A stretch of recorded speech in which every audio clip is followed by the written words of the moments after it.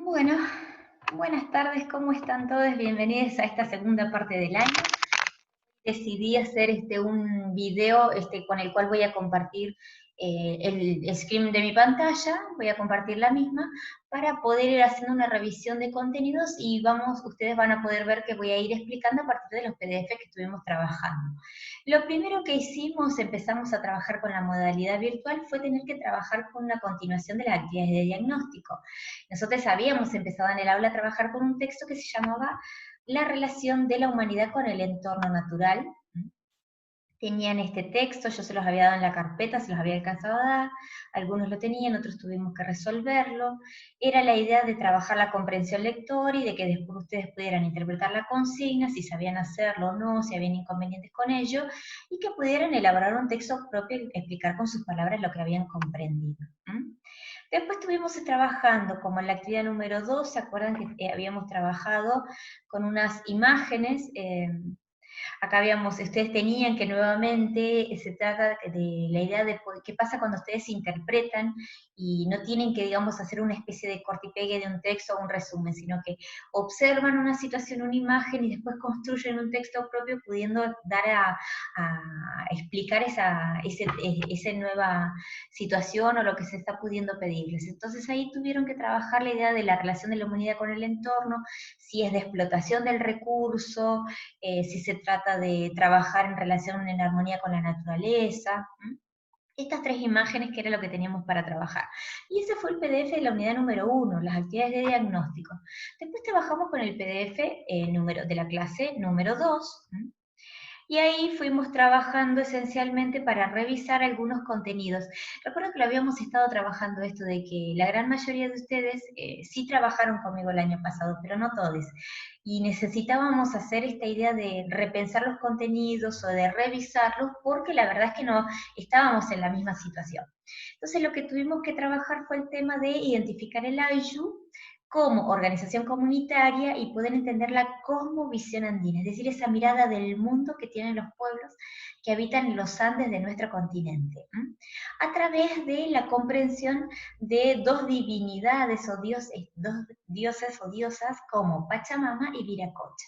Entonces lo que ustedes debían ir haciendo, fíjense que yo siempre les pongo, bueno, hay que copiar en la carpeta alguna cosa, una definición del Aishu, después tenían nuevamente una actividad en la cual tenían que trabajar con este texto e ir vinculándole con qué parte, las imágenes estas, cómo las iban relacionando con ese texto que tenían allí.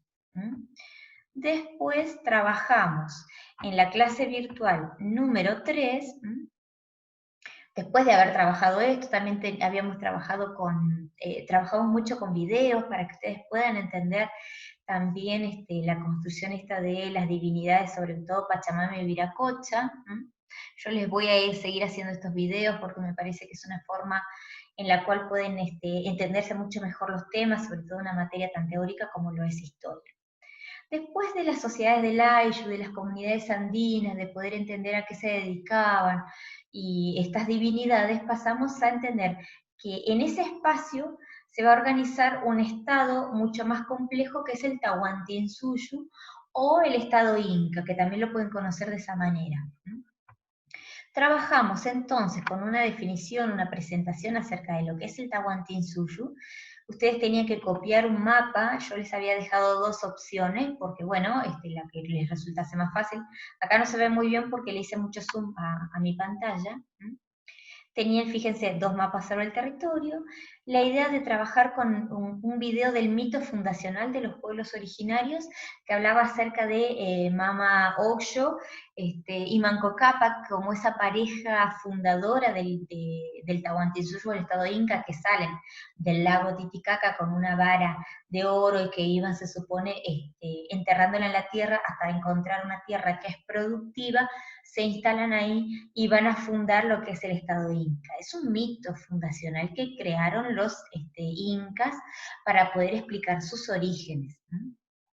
También estuvimos trabajando acerca de algunas características como valores esenciales de el Estado Inca, que no solo tienen que respetar el pueblo común, sino que también todos los estratos de la sociedad, desde el inca principal, el gobernante, hasta el yanacona, que vendría a ser como la persona de estatus social más bajo en este territorio, que eran esos grandes valores como el amazúa, el amaqueya y el amayuya, ¿sí? No robes, no seas flojo, ¿se acuerdan? No seas ladrón.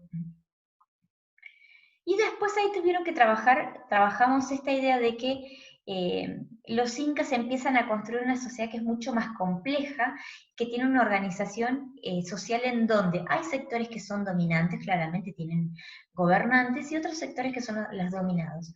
En la realeza inca está el inca, considerado como el hijo del sol, la esposa principal del dios inca, que es la colla, y también tienen los herederos. Después aparece la nobleza de sangre o la panaca, que son la familia de esta pareja de gobernantes.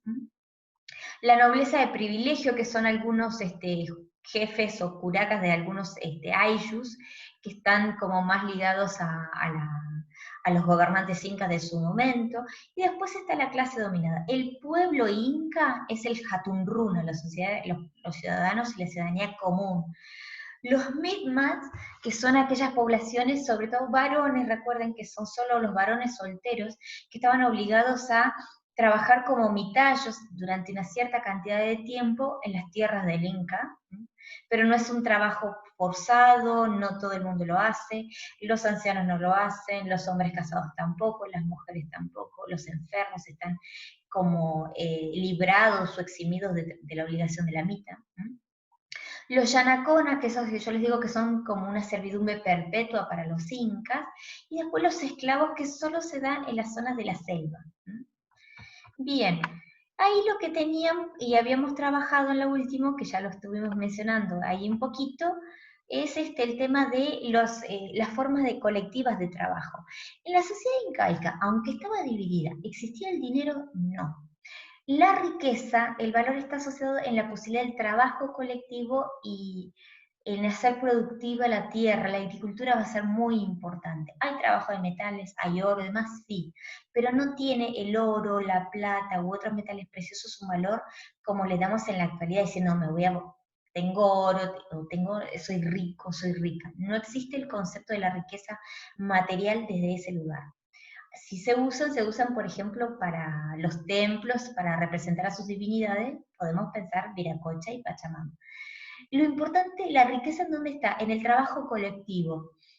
Y asociado a estos valores de la masúa, el amaqueya, ¿sí? Que habíamos trabajado anteriormente, y el Amayuya, están los tres sistemas de trabajo.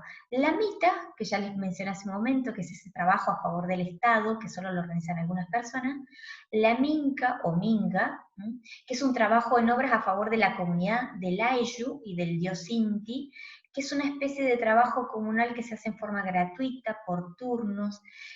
Son todos los beneficiados, pensemos en una comunidad, por ejemplo, un Ayllu, en la zona andina y que tiene que todo el tiempo para poder transitar en los caminos necesita un puente, porque viven alejados y tienen, supongamos, un río como que están como en cajones, necesitan pasar, todo el mundo se hace cargo de la construcción de los puentes colgantes, que son además una de las grandes infraestructuras del Estado Inca, por eso se los menciono, no es un ejemplo cualquiera. También tiene excepciones, hay gente que los huérfanos, los ancianos y los enfermos no están obligados a cumplir la minga. Y el AINI, que es un sistema de trabajo de reciprocidad familiar, funciona entre los miembros del mismo AISU, ¿se acuerdan? Ya que les mencionábamos, es decir, si hay una pareja joven que necesita que le construya su casa, toda la comunidad le colabora, pero después es reciprocidad, es decir, si a mí me colaboraron, cuando me toque y me soliciten mi ayuda, yo también tengo que hacerlo. Eso es lo que habíamos estado trabajando hasta el momento. Así que esta es la revisión y después vamos a empezar a trabajar a partir desde ese lugar, vamos a empezar a trabajar con nuevos contenidos.